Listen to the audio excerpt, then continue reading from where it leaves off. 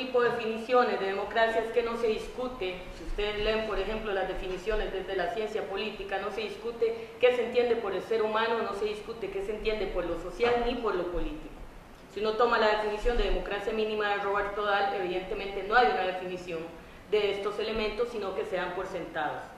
Entonces, con base en eso, yo en el trabajo doctoral, lo que planteo es que efectivamente alrededor de este concepto de democracia liberal procedimental actuarían fundamentos que se vuelven metafísicos. Se tiene que proteger la libertad de los procesos económicos de tal manera que no representa un peligro para las empresas ni para sus propios trabajadores, ni tampoco un problema para la producción.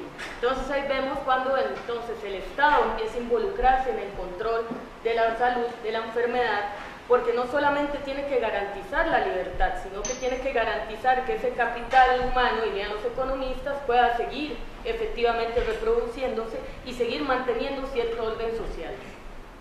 Sin embargo, vamos a ver que eso a la hora de plantearlo en términos políticos, que lo que sucede, que la democracia actual, tal como la tenemos, todavía expresa ese recelo de lo popular, ese recelo hacia la libertad que se ha marcado a lo largo de la historia. ¿En qué sentido? Si ustedes ven y analizan los movimientos sociales actuales, cada vez que hay un movimiento social que busca transgredir los parámetros institucionales o ya dados como legítimos para hacer una acción política, es perseguido. En segundo lugar, todavía siguen habiendo corrientes profundamente elitistas de pensamiento democrático. Cuando uno escucha a personeros del gobierno decir que el problema es que ahora nosotros, la gente común y silvestre, tenemos demasiado acceso a la información por el internet o que podemos denunciar cosas por las redes sociales, es justo un rezago todavía peligroso de ese desprecio a lo popular que viene dado de una concepción de democracia que solamente hasta el siglo XX encuentra algún grado de valor positivo. En segundo lugar, cada vez que se asocia el conflicto político o el disenso con el establecimiento de riesgo de la estabilidad de la comunidad, entonces se disminuye sustancialmente las posibilidades de disenso y de oposición de la población frente a un gobierno.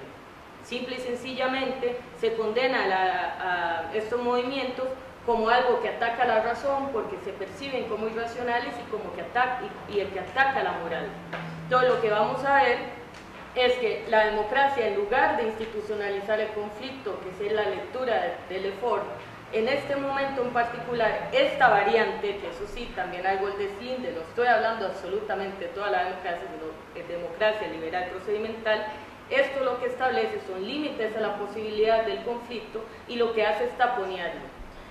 Jacques Rancière les otorga un nombre, pero sería discutir lo conceptual a esta democracia, él la denomina postdemocracia, en el entendido de que se enmarca más en la ley y en el orden más que en la participación y que con la excusa de buscar el consenso lo que se hace más bien es reducir las posibilidades de interpelación de los sujetos a los estados. Con lo cual, la pregunta que queda en el aire es si efectivamente podríamos hablar de participación popular y de democracia en nuestros modelos actuales. Otro gran problema es que el ser humano se sigue percibiendo como enteramente racional. Cuando se plantean los modelos de democracia mínima, se supone que el ciudadano va a tomar su decisión de voto de una manera racional, evaluando los programas de gobierno, evaluando los candidatos, evaluando a las personas y que racionalmente va a tomar una decisión de su voto. Sin embargo, pensar al ser humano en una única dimensión evidentemente le resta demasiada complejidad, además de que no está contemplando cuáles pueden ser atenuantes o agravantes en la decisión del voto. Por ejemplo, si una persona evidentemente tiene una severa condición de pobreza y llega cualquier personero de un partido político y le ofrece una cierta cantidad de dinero por votar ese día y esa persona sabe que además no va a cambiar absolutamente nada, pues evidentemente no se le puede condenar a la persona por tomar una decisión de tomar el diario o el dinero y evidentemente ir a votar. Porque ahí es donde está fallando, para mi gusto, digamos, el análisis dentro de lo que se supone que es una democracia o no. Y finalmente, lo que vamos a tener es que este efecto, que se confunda lo político con la administración pública, que se confunda lo político con la institucionalización de ciertos rituales democráticos, porque al final de cuentas yo propongo en mi trabajo doctoral que el voto en realidad es una puesta en escena de una forma de sociedad que no se está en este momento cuestionando a sí misma, porque es así. Esto además implica que se confunda la dimensión de lo político con la administración institucional, o sea que lo político va a termina siendo ver si el Tribunal Supremo de Elecciones cumple o no con sus requerimientos, ver si el gobierno tiene efectivamente contrapesos en el entendido de la división, si es judicial, si es ejecutivo, si es legislativo. Entonces esa confusión implica que se deje de pensar cómo este mismo modelo de democracia nos ubica en determinadas posiciones y nos limita la acción política o no. ¿Por qué? Porque todo este trabajo parte de un supuesto, dos supuestos. Uno, que los conceptos políticos son polémicos, o sea que están en constante discusión y que siguen estando en discusión, o sea que no habría un concepto universal de democracia. Y en segundo lugar, que estos conceptos políticos pueden ampliar o limitar las posibilidades de acción política. Si yo pienso la democracia solamente a partir de las elecciones, pues evidentemente estoy quitándole demasiadas otras aristas y demasiadas otras posibilidades de participación política. Estoy dejando por fuera muchos actores que no tienen la capacidad ni monetaria ni de cantidad de personas, digamos, trabajando, por no decir capital humano, porque no me gusta ese concepto, pero cuando estamos hablando de la posibilidad de organización y interpelación al Estado, al reducir solamente esto al uso de los partidos políticos, porque es evidentemente lo que estamos generando es coaptar y limitar las potencialidades que tiene un concepto de democracia.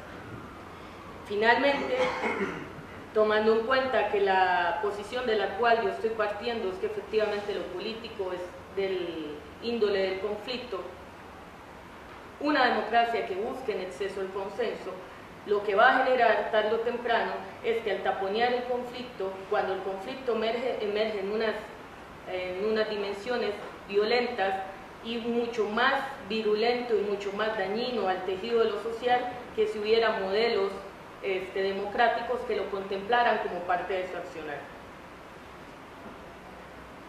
Y creo que hasta aquí estamos, no sé si tienen alguna pregunta.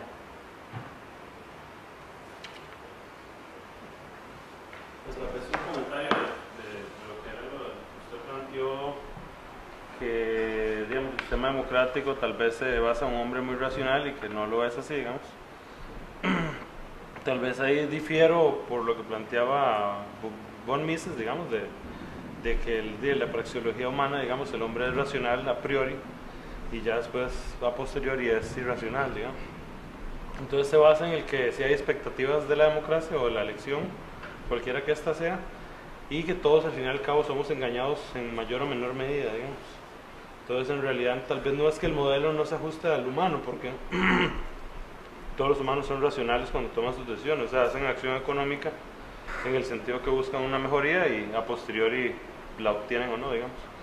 Pero tal vez no es que el modelo no se ajuste, sino que el modelo, como usted dijo, busca un exceso de consenso, y entonces es muy posible que los conflictos nada más se puede decir que se maquillan, digamos. Entonces sea el humano que sea, o sea, sea el ciudadano que no tiene acceso a información como el que tiene mucho acceso a información, de una u otra forma están negando ciertos conflictos para tomar su decisión, digamos. Entonces sería eso.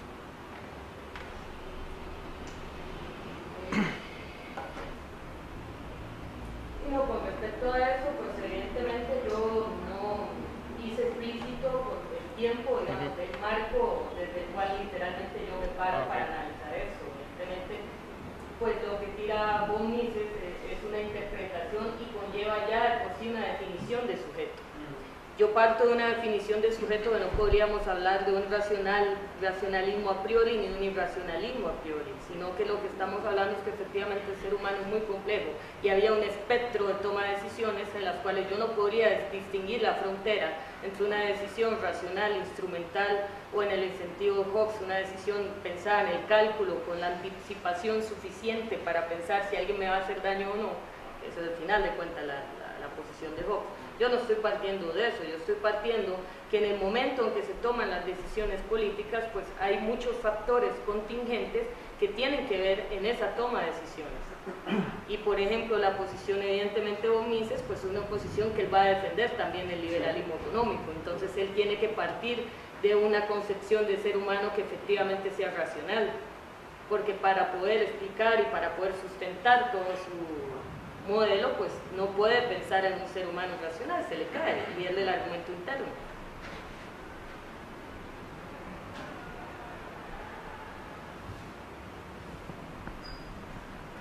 Voy a preguntar una cosa para ubicarme. El Estado de Derecho, digamos, sería parte de esta democracia liberal procedimental. Por ejemplo, para efectos nuestros, puede ser que eso tenga que ver con una constitución política general o incluso leyes específicas muy importantes dentro del sistema como la administración pública, no, etcétera, etcétera. Para ustedes, digamos, una acción política efectiva debería poner en cuestión incluso esos elementos aparentemente fundantes de una determinada comunidad, o más bien estamos hablando en otro sentido, porque puede ser que sea, maquillar, ¿no? Que es lo que parece que es lo que usted diría que no corresponde, o, digamos, hacer una modificación fundante. Pero pienso en lo que aparentemente todos solemos esperar, o sea, que hay un respeto al Estado de Derecho. Y frente a eso, ¿qué capacidad de conflicto vería usted como adecuado o políticamente adecuado?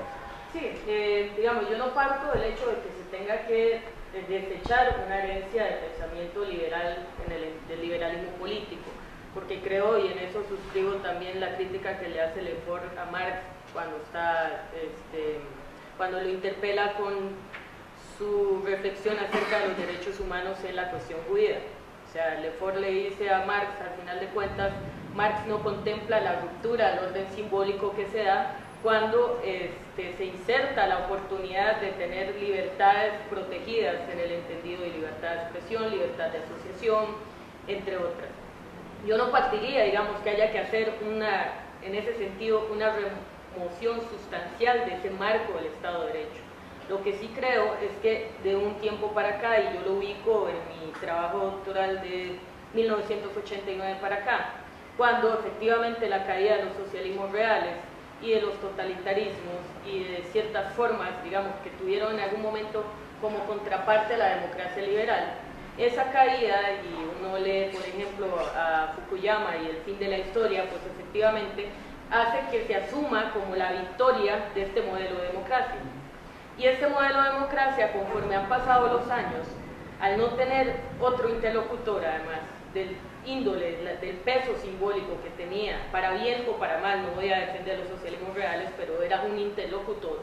Ahora, al no tenerlo como tal, pues efectivamente empieza a generar su propia inercia. Y su propia inercia para mí ha sido que ha empezado a sobrelegalizar o a hacer un exceso de legalización de ciertos comportamientos o no. Dígase en Costa Rica, por ejemplo, que ya usted puede ser procesado penalmente por realizar un bloqueo de calle.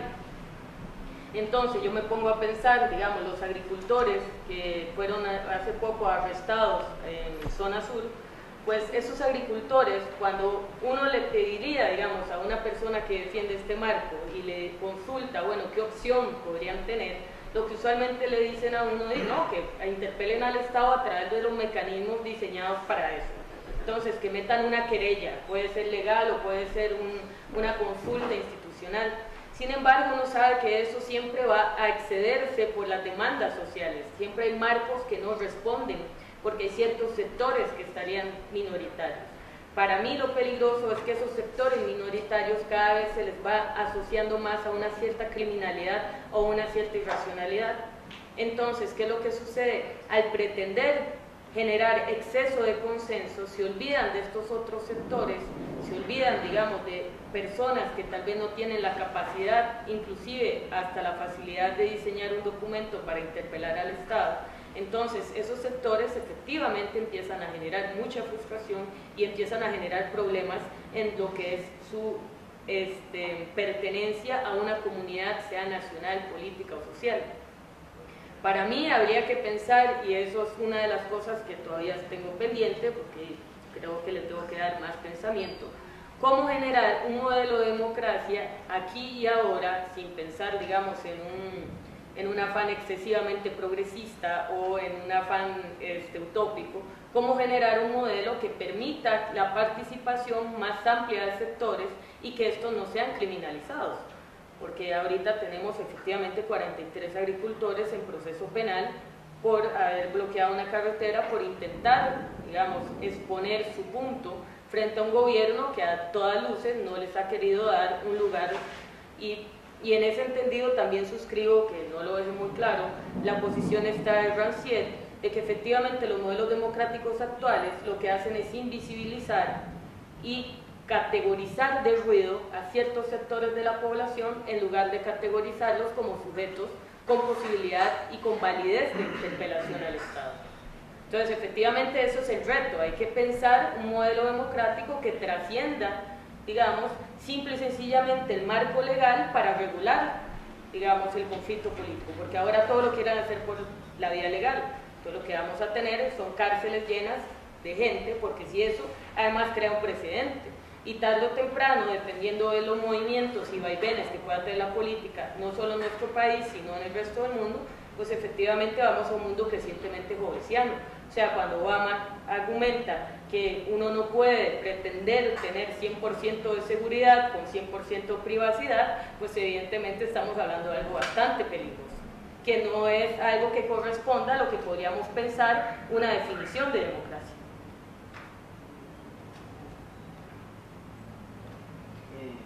Rápidamente, sí, un poco iba por ahí, por esa línea. Yo no quería hablar tanto de esto de, digamos, las propuestas al estilo. No se oye. Yo no voy a hablar de las propuestas liberales, digamos, duras, al estilo de Mises, etcétera, pero sí, bueno, se habló un poco del Lefort. Yo estaba pensando más bien en Laclau y Mouffe. Es interesante como ellos plantean, a partir de lo que ellos llaman democracia radical, una idea de democracia que no desecha todos los aportes de la democracia liberal. Más bien dice que precisamente el error de la izquierda tradicional ha sido menospreciar, decir, esas son reivindicaciones burguesas. Por el contrario, ellos plantean que hay un gran componente de la democracia liberal que hay que ser reivindicar y que tiene que ver precisamente con derechos de las minorías, representación de las minorías, derechos humanos. Todo el tema de los derechos humanos es básicamente tiene un origen en el imaginario liberal. No sé qué. Sí, igual Laclau y Mouffe, su propuesta, si bien es atendible, sí creo que está muy mediatizada por el contexto cultural del sur. Digamos, cuando Laclau propone el populismo como una posible vía y reinterpretar el concepto populismo, pues evidentemente está pensando mucho en Argentina, lo cual no deja de ser algo valioso y algo interesante que ver, pero a mi parecer sí. Yo estoy pensando más bien, eso es muy reciente, cuando él habla de democracia radical. Sí, en el libro común, lo que pasa es que, digamos, dentro del desarrollo pensamiento de Laclau sí rompe un poco con, es que se me olvidó el nombre estrictamente de ese libro que escribe con Mouffe. Hegemonía y estrategia socialista, exacto. Y además ese libro lo escribió en los 80, o sea, fue previo a esta configuración que yo sí creo que es un parteaguas en la forma en cómo se piensa la democracia. O sea, creo que también hay que contemplar el 89, digamos, como algo relevante, digamos, en la modificación de la racionalidad política. Pero bueno, eso lo podemos dejar para un cafecito. Muy bien, muchas gracias.